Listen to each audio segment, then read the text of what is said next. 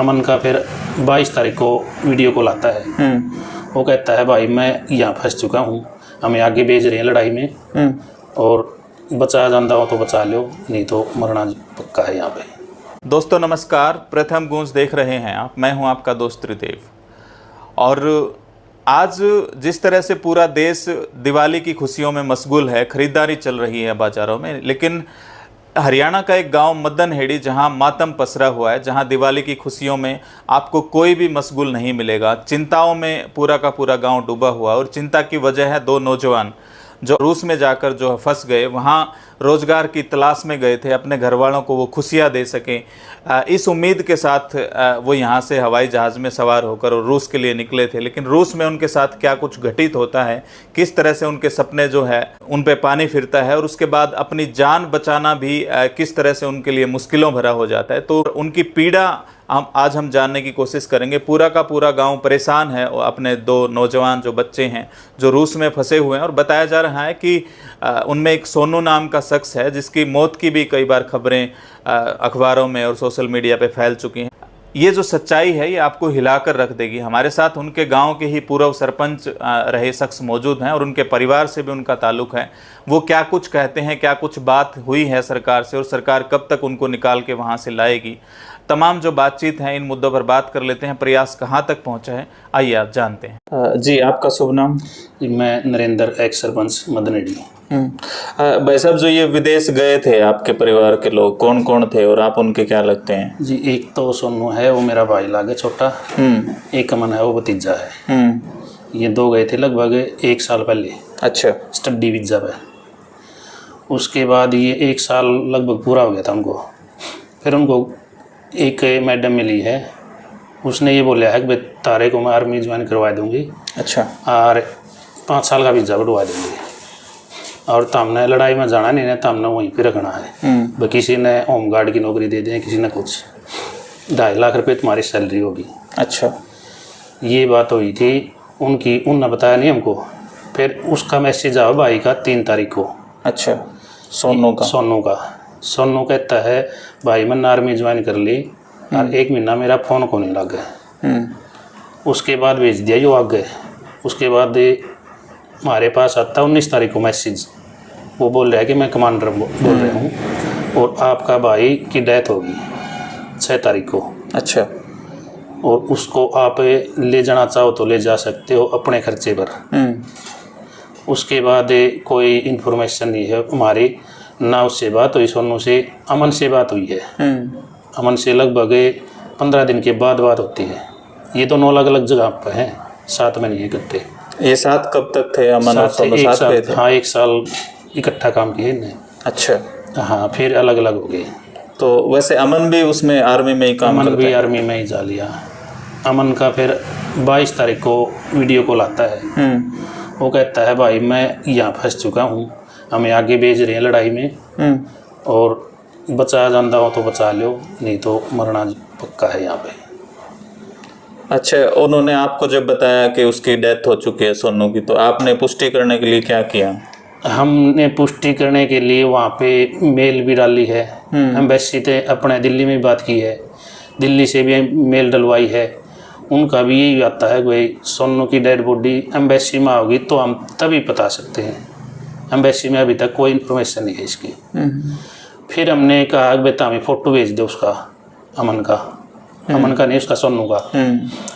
उनने फ़ोटो भेजा, वो डेड बॉडी सोनू की नहीं थी। अच्छा। हमने मेल में डाल दिया भाई ये बॉडी हमारी नहीं है। तो एम्बेसी से भी, वहाँ एम्बेसी में भी संपर्क किया उनने, तो डेड बॉडी सोनू की नहीं थी। फोटो आपके पास है फिलहाल? फोटो हमारे पास है। तो उसमें क्या था, मतलब किस तरह के? उसमें है सोनू जो हमारी डेड बॉडी बता रहे हैं, उसके पूरे हाथ पे टैटू है, और सोनू के हाथ पे कोई भी टैटू नहीं था। अच्छा। हाँ। तो फिर आपने ये समझ लिया है सोनू की डेड बॉडी नहीं है? सोनू की डेड बॉडी नहीं है। तो ऐसा नहीं हो सकता कि उसने वहाँ जाके बनवा लिया हो टैटू? नहीं, हमने वो भी बता गया था जहाँ उसने कंपनी में काम किया ना 1 साल, वहाँ भी संपर्क किया। वहाँ भी 5-7 बच्चे और थे, उनने भी बोल दिया था भाई सोनू का कोई टैटू नहीं था, सोनू के हाथ पे नहीं आंखा दुआया। तो अब क्या लगता है आपको, और अब आपका परिवार क्या कर रहा है इस सिलसिले में, मतलब किससे मिल रहा है? यही भागा दौड़ी है, मुख्यमंत्री से भी मिले थे, उसने भी यही कहा कि कार्रवाई चल रही है, कोशिश करेंगे आएगा, लेकिन कोई कार्रवाई नहीं है। कब मिले थे मुख्यमंत्री से आप? मुख्यमंत्री से लगभग 1 हफ्ता पहले। तो पिछले महीने की ये बात बता रहे हैं, 3 तारीख की शायद बात हुई है आप? 3 तारीख ने बात हुई थी लास्ट, और 19 तारीख को मैसेज आया था बस सोनू डेड हो लिया, उसके बाद कोई इन्फॉर्मेशन नहीं है। तो 3 से अब तक मतलब सरकार की तरफ से कोई कार्रवाई? कोई कार्रवाई नहीं। अब परिवार क्या मांग करता है? परिवार यही मांग कर रहा है कि भाई हमारा बच्चे हैं वो दोनों सेफ हमारे पास पहुंचा दिया जाए, लेकिन सरकार इस पर कोई कार्रवाई नहीं कर रही। अच्छा, सोनू के परिवार के बारे में थोड़ा बताएं, परिवार में कौन कौन है? सोनू का बहुत ही गरीब परिवार है, इसीलिए वो काम पे गया था, स्टडी वीजा पे गया था वैसे। एक माँ है, पिताजी एक्सपायर हो रहे हैं, 3 बहनें हैं, 2 की शादी कर रखी है, एक बहन है वो पागल है, एक भाई है बड्डा, वो भी थोड़ा मेंटली प्रॉब्लम है उसका भी। बस वही था खाने कमाने वाला। अब गांव में कैसे हालात है, मतलब उसको मौत मान के चल रहे हैं लोग या लापता ही समझ रहे हैं? अभी क्या है? लापता। तो खबरें तो वायरल हैं नेट पे कि उसकी डेथ हो चुकी है। एक अखबार में आई है, दैनिक जागरण है शायद, उसमें ये लिखा है कि भाई उसकी डेथ हो ली, लेकिन हम डेथ नहीं मान रहे उसकी। तो डेथ की खबर भी तो आपके किसी परिजन ने पुष्टि करी है या अखबार ने वैसे ही छापा? ये मैसेज के द्वारा, भाई मैसेज तो पता लगे जाता है, मैसेज आया था, भाई डेथ का आया था, लेकिन हमने भी जांच की है, उसमें वो जो डेड बॉडी बता रहे थे वो सोनू की नहीं है, इसलिए हम यही मान रहे हैं कि सोनू लापता है। अच्छा, वैसे सोनू लीगली तरीके से गया था या फिर ये डोंकी वगैरह से गया था? तरीके से गया था, स्टडी वीजा पे गया था।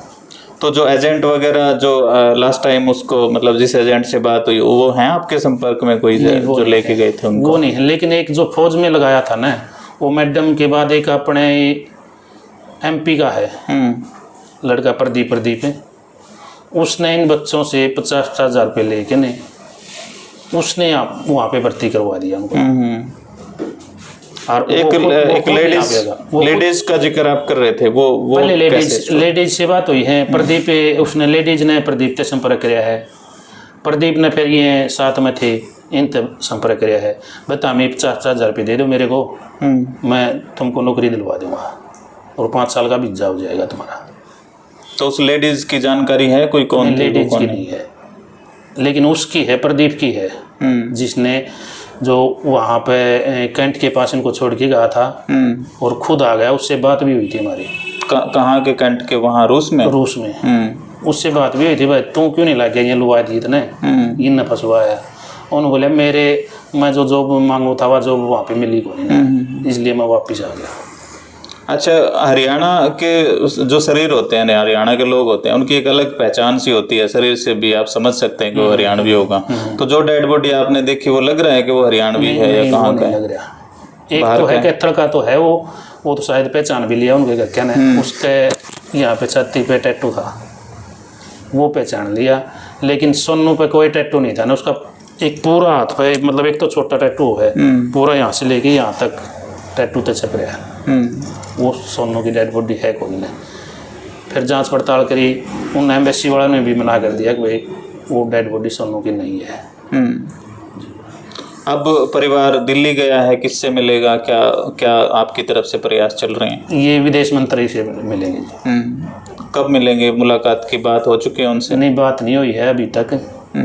वो दीपेंद्र जी के पास है, दीपेंद्र जी मिलाएंगे। अच्छा, तो बीजेपी से फिलहाल जो सत्ता में है उससे कोई उम्मीद नहीं थी आपको? दीपेंद्र के पास जाना पड़ा? उससे कोई उम्मीद नहीं है जी, क्योंकि हमें मुख्यमंत्री के पास गए ना, हमने जो कागज दिए, ये $9 लड़के हैं हमारे, उन्हें कागज देखे भी नहीं, लिए कागज नोलेन पर कार्रवाई चल रही है, ये भी नहीं पूछा कहाँ के बच्चे हैं कहाँ के नहीं, कागज लिए रख लिए।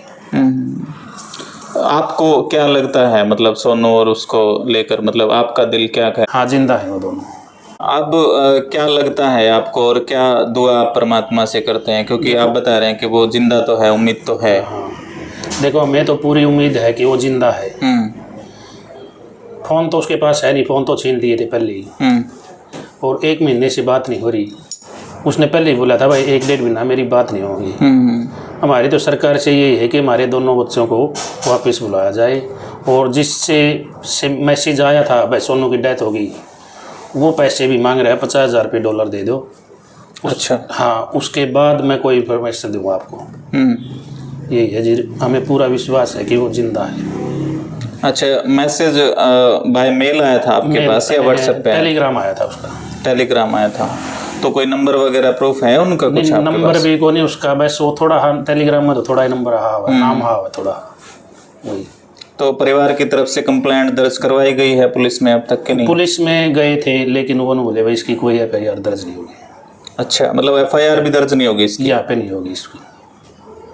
भाई साहब, CM साहब तो दावा करते हैं कि अगर आप दरवाजे पे कोई आता है, थाने में कोई जाता है, तो तुरंत प्रभाव से उसकी FIR तो दर्ज होनी चाहिए, उसमें आनाकानी नहीं होनी चाहिए। नहीं, मैंने खुद SHO से बात की थी जी, ऐसी ऐसी है। तो SHO ने बोला भाई इसकी कोई वो नहीं होगी, क्योंकि वो अपनी मर्जी से जा रहा है।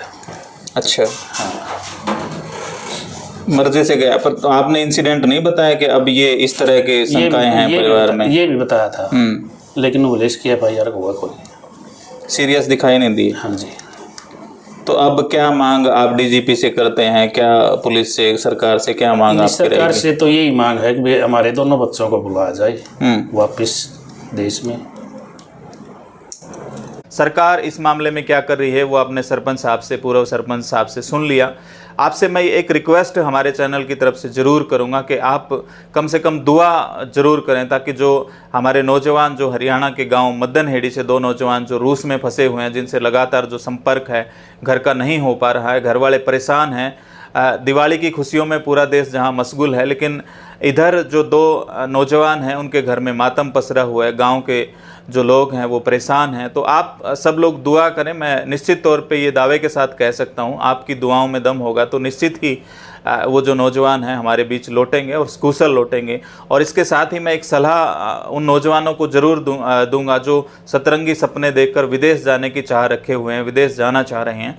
तो आपसे मैं रिक्वेस्ट करूंगा कि वो इस घटना से ज़रूर सबक लें, और जो जिस तरह से अमन और सोनू जाकर फंस गए हैं, आप लोग भी इस तरह ना करें कि आपको भी कल को इस तरह से गुहार लगानी पड़े, सरकार के दफ्तरों के चक्कर काटने पड़े। तो प्लीज़ आप वीडियो को शेयर कर दें, और एक दुआ अमन और सोनू के लिए आप ज़रूर करें कि वो सकुशल घर लौटाएं। सरकार उनके लिए जो प्रयास है वो जल्दी से जल्दी करे और उनको घर लेकर आए।